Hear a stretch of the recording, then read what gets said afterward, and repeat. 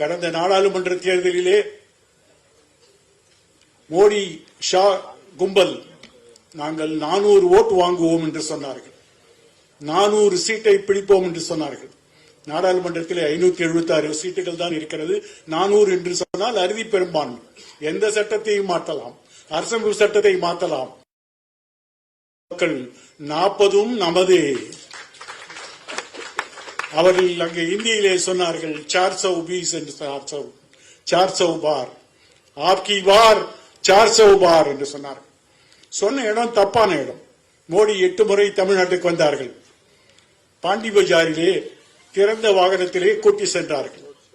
அங்க ஒரு பாஜக காரன் கோஷம் எழுப்பினான். அவங்க எல்லாம் இந்தியில தான் இப்ப பேசுவாங்க. தமிழனா இருந்தாலும் இந்தியில தான் கோஷம் போடணும். இந்தி தான் அவர்கள் மொழி.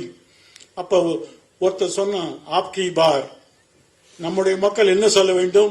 400 பார் என்று சொல்ல வேண்டும். 400. ஆனால் அங்கே பக்கத்தில் நிறைய ஐஸ்கிரீம் கடை இருந்தது. அவன் சாக்கோ பார் என்று சொன்னான். 15 நிமிடம் வீடியோல பார்க்கலாம். இவன் ஆப்கி பார்ங்கிற, அவன் சாக்கோ பார் கத்துட்டான். கடைசியில் தமிழ்நாடு மக்கள் சாக்கோ பார் தான் கொடுத்தாங்க. 240 சீட்டு தாண்டவில்லை.